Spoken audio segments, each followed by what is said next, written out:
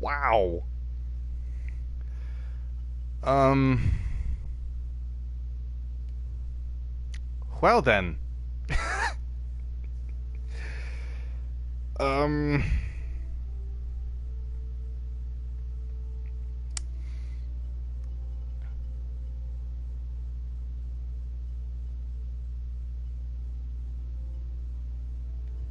This is the guy that people keep on banning, by the way.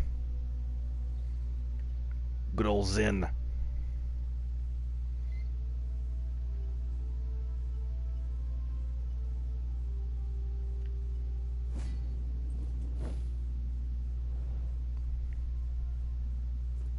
He's a flanking champion who is, I like him.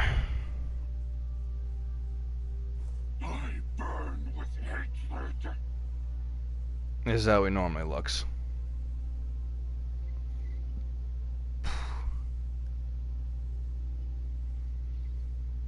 He's got a few good skins.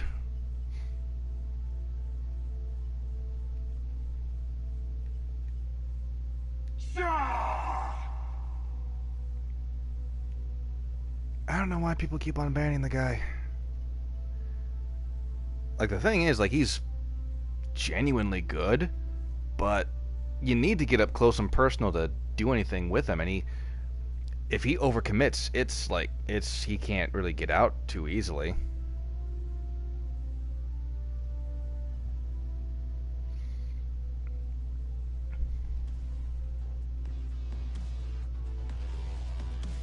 I just love this music. I'm not even a rave fan, but fuck it. I like this.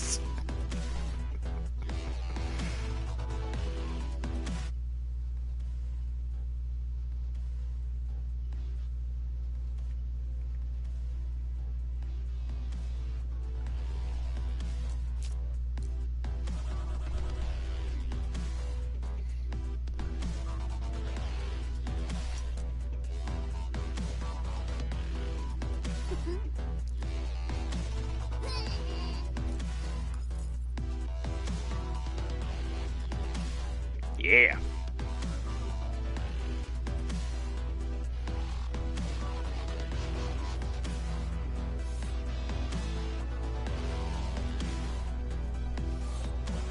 I wish I had this emote. I do not, though.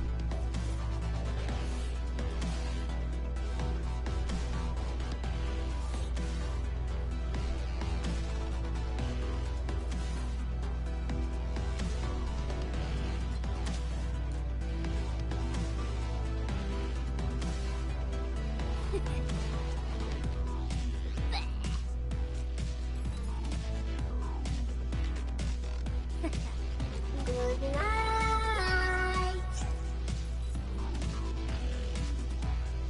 Don't you worry, don't you worry, get this. Back with another one of those round rocking feet. Yeah, Maeve is cool. She was my first flanker.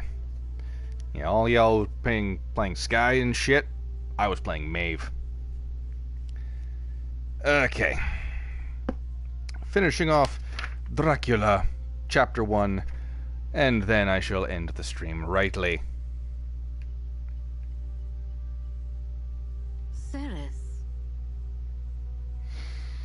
Okay. Let's see.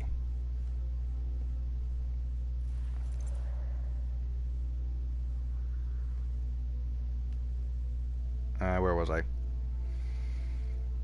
We're covered in a white blanket. Okay. The keen wind still carried the howling of the dogs, though this grew fainter as we went on our way. The baying of the wolves sounded nearer and nearer, as though they were closing round on us from every side. I grew dreadfully afraid, and the horses shared my fear. The driver, however, was not in the least disturbed. He kept turning his head to left and right, but I could not see anything through the darkness. Suddenly, on our left, I saw a faint flickering blue flame. The driver saw it at the same moment, He at once checked the horses, and, jumping to the ground, disappeared into the darkness. I did not know what to do, the less as the howling of the wolves grew closer. But while I wondered, the driver suddenly appeared again, and without a word took his seat, and we resumed our journey. I think I must have fallen asleep and kept dreaming of the incident, for it seemed to be repeated endlessly. And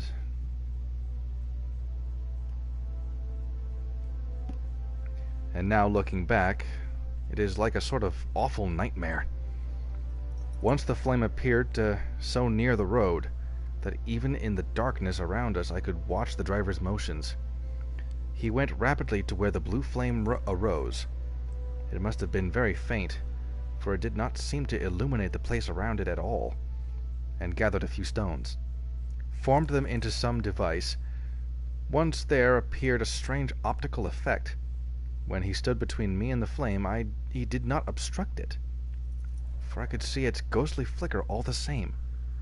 This startled me, but as the effect was only momentary, I took it that my eyes deceived me, straining through the darkness. Then for a time there were no blue flames, and we sped onwards through the gloom, with the howling of the wolves around us, as though they were following in a moving circle. At last, there came a time when the driver went further afield than he had yet gone, and during his absence, the horses began to tremble worse than ever, and to snort and scream with fright. I could not see any cause for it, for the howling of the wolves had ceased altogether. But just then, the moon, sailing through the black clouds, appeared behind the jagged crest of a beetling, pine-clad rock, and by its light I saw around us a ring of wolves, with white teeth and lolling red tongues, with long sinewy limbs and shaggy hair. They were 100 times more terrible in the grim silence which held them than even when they howled. For myself, I felt a sort of paralysis of fear. It is only when a man feels himself face to face with such horrors that he can understand their true import. All at once the wolves began to howl, as though the moonlight had some peculiar effect on them. The horses jumped about and reared, and looked helplessly round with eyes that rolled in a way painful to see. But the living ring of terror encompassed them on every side, and they had perforce to remain within it. I called to the coachman to come, for it seemed to me that our only chance was to try and break out through the ring, and to aid his approach. I shouted and beat the side of the caleche, hoping by the noise to scare the wolves from that side, so as to give him a chance of reaching the trap. How he came there, I know not, but I heard his voice raised in a tone of imperious command, and looking towards the sound, I saw him stand in the roadway. As he swept his long arms, as though brushing aside some impalpable obstacle, the wolves fell back and forth further still. Just then a heavy cloud passes across the face of the moon, so that we were once again in darkness. When I could see again, the driver was climbing into the caleche, and the wolves had disappeared.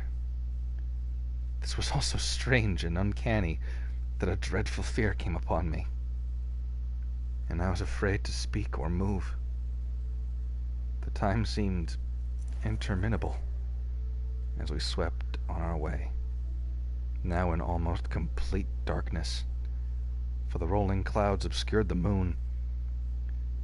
We kept on ascending, with occasional periods of quick descent, but in the main always ascending. Suddenly I became conscious of the fact that the driver was in the act of pulling up the horses in the courtyard of a vast ruined castle, from whose tall back windows came no ray of light, and whose broken battlements showed a jagged line against the moonlit sky. And that was Chapter 1, well, the later parts of Chapter 1 in Bram Stoker's Dracula.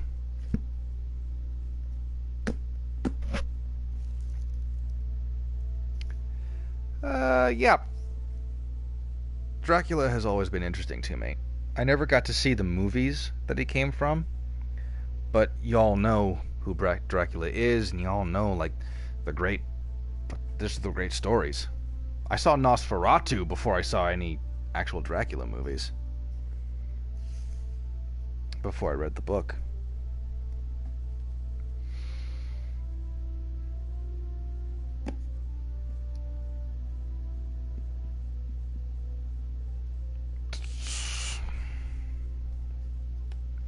When was this published?